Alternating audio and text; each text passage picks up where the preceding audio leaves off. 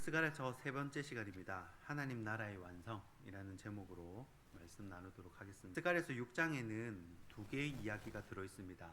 자, 1장 7절부터 시작된 8가지 환상이 6장 8절까지 마무리가 되고 또 9절부터 15절까지 요수아의 대관식이 이어집니다. 자, 신학자들은 스가랴의 환상을 8가지로 구분을 해서 나누어 놓았지만 사실 엄밀히 말하면 요수아의 대관식도 환상 가운데 본 이상입니다. 오늘 이 두 가지 환상이 주는 메시지를 한번 살펴보고자 합니다. 첫 번째는 대적들의 심판입니다. 오늘 본문 7절 말씀입니다.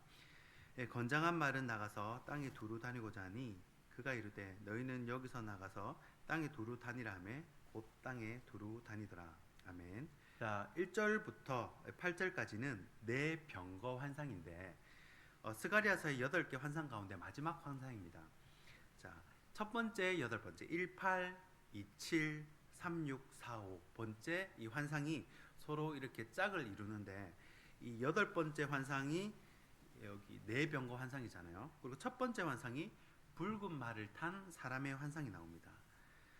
그래서 이 성전 재건에 지친 사람들에게, 백성들에게 격려하면서 희망을 주는 것이 첫 번째 환상, 바로 붉은 말을 탄 이 사람의 환상입니다. 첫 번째 붉은 말을 탄 사람의 환상과 또 오늘 본문의 네 병거 환상은요, 비슷한 듯하지만 또 차이가 있습니다. 첫 번째 환상에서는 하나님이 역사의 모든 사건을 알고 다스리는 분으로 나타나지만 오늘 본문의 네 병거 환상에서는 이스라엘의 대적을 정복하시는 그런 정복자 하나님으로 나타납니다. 또 하나 차이가 있다면 첫 번째 환상이 하나님 나라의 시작을 의미한다면 본문의 네 병거 환상은 하나님 나라의 완성을 보여줍니다. 자, 응징을 하시고 또 정복을 하시는 거죠. 그래서 1절부터 병거라는 단어가 자주 등장을 하는데, 자, 이 병거는 이 심판과 권위의 상징입니다. 그리고 이 네 병거는 네 바람을 의미한다고 본문 5절에 설명을 합니다. 자, 바람이라는 말은 히브리어로 이 루아흐라고 하는데 영 또는 거룩한 영, 성령을 말합니다. 이 루아흐가 이 에스겔 37장에서 무덤 속에 있는 해골들을 살리실 때 이 루아흐, 성령을 불어넣으십니다. 그리고 창세기 1장 2절에 수면 위에 운행하시는 영이 있지 않습니까? 그 영도 바로 이 루아흐입니다.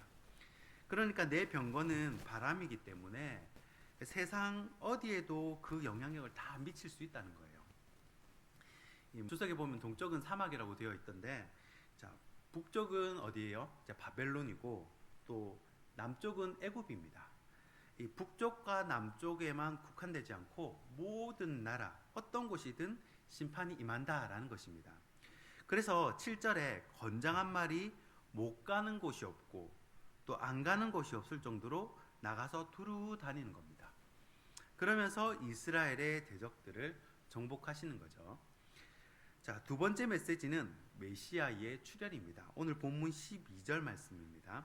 말하여 이르기를 만군의 여호와께서 이같이 말씀하시되 보라 싹이라 이름하는 사람이 자기 곳에서 돋아나서 여호와의 전을 건축하리라. 아멘. 자, 여기에 싹이라는 단어는 메시아를 가리킵니다. 메시아 예언이죠. 이 싹이 어디서 돋아나냐면 자기 곳에서 돋아난다고 합니다.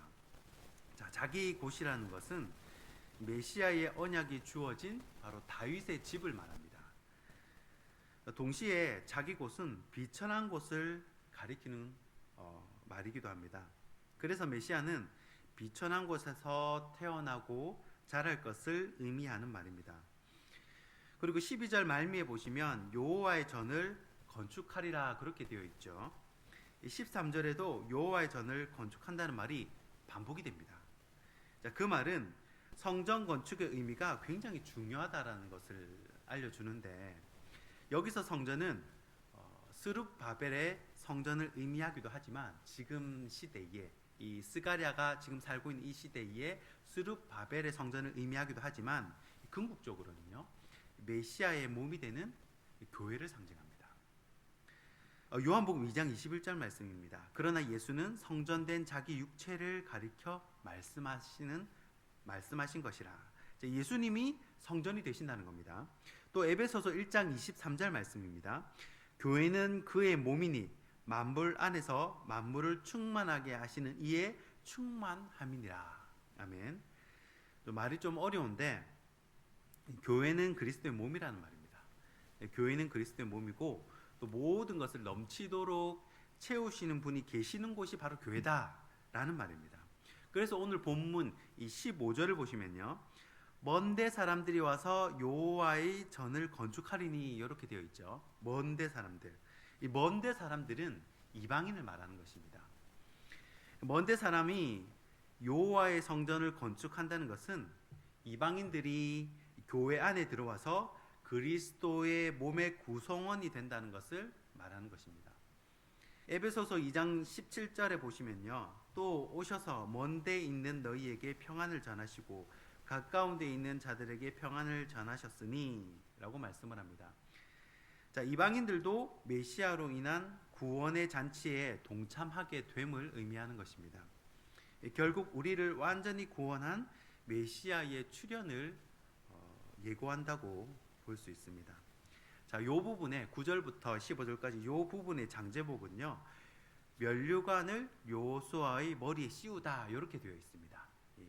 ESV 책에 보면 면류관을 여호수아의 머리에 씌우다라고 되어 있는데 사실 이 여호수아 이름의 뜻이 바로 구원자, 메시아라는 의미가 들어 있습니다. 그래서 구약 성경에 호세아, 여호수아 그리고 예수 다 같은 뜻입니다. 같은 의미입니다. 면류관을 쓰시는 예수 그리스도를 상징한다라고 볼 수가 있는 것입니다. 사실 오늘 말씀은 굉장히 기뻐해야 할 말씀이고 또 메시아 그때는 메시아의 초림을 기다렸겠죠.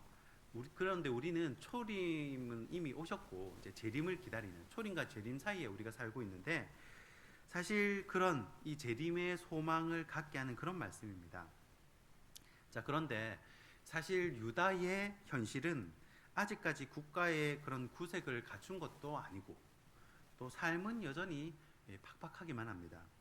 이때 민족의 지도자들, 지식인들은 과연 어떤 생각을 했을까 한번 생각해 봤습니다. 윤동주 시인의 쉽게 쓰여진 시라는 글이 떠올랐어요. 일제강점기 때 일본 유학하면서 늘 스스로에 대한 고민과 양심의 가책이 있었던 것 같습니다. 그 김영석 백세 철학자 김영석 교수님의 강의를 들어보면요, 이 윤동주 시인도 이 기독교인이라고 그렇게 설명을 해주시더라고요. 아마 신앙인으로서 또 현실과 타협하면서 살아야 하는 그 자기 자신을 볼 때 참 여러 가지로 힘들고 마음적으로 심적으로 괴로웠던 것 같습니다. 일본식 다나비막을 이 육첩방이라고 하는데 그곳에서 이 공부만 하고 있는 자신에 대한 무능함, 또 그리고 고향에 대한 고향의 친구들 생각, 그리고 어머니에 대한 그리움, 이 모든 것들이 다 그리움으로 다가왔을 겁니다. 윤동주가 옥사했던 후쿠오카 형무소는 비교적 바닷가 가까운 곳에 있습니다. 그곳에서 이 먼 바다를 바라보면서 얼마나 이 고향을 그리워하고 또 하나님께 기도하고 또 기도했을까 그렇게 생각을 해보았습니다. 그리고 윤동주가 처한 시대 현실은 아직 이 바벨론 이 영향 아래서 눈치를 보며 살아야 했던 그 스가랴가 살았던 바로 그 시대와 동일한 시대입니다. 만약에 내가 그 시대의 제사장이라면 내가 그 속에서 이 무기력해진 백성들을 바라보는 그 마음은 어떠했을까? 그리고 이 백성들에게 뭐라고 설교를 하고 뭐라고 외치고 또 어떻게 이 성전 건축을 독려했을까? 그 생각을 해보았습니다. 그리고 이 시가 떠오른 겁니다. 이 쉽게 쓰여진 시, 이 글을 낭독해드리고 말씀을 맺겠습니다. 창밖에 밤비가 속살거려 육첩방은 남의 나라. 시인이란 슬픈 천명인 줄 알면서도 한 줄 시를 적어볼까. 땀내와 사랑내 포근히 풍긴 보내주신 학비 봉투를 받아 대학 노트를 끼고 늙은 교수의 강의를 들으러 간다. 생각해보면 어린 때 동물을 하나 둘 죄다 잃어버리고 나는 무얼 바라? 나는 다만 홀로 침전하는 것일까? 인생은 살기 어렵다는데 시가 이렇게 쉽게 쓰여진 것은 부끄러운 일이다. 육척방은 남의 나라. 창밖에 밤비가 속살거리는데 등불을 밝혀 어둠을 조금 내몰고 시대처럼 올 아침을 기다리는 최후의 나. 나는 나에게 작은 손을 내밀어 눈물과 위안으로 잡는 최초의 약수. 총이나 칼 때문이 아니라 이 바이러스로 인해서 주님의 몸된 교회가 소리 없이 무너지는 시대를 살고 있습니다. 이 시대에 주님의 루아흐, 주님의 영을 우리에게 부어 주시옵소서. 이 시대에 이 교회에 부어 주시옵소서. 이 기도가 있는 저와 여러분이 되길 주님의 이름으로 축원하고 축복합니다. 기도하겠습니다.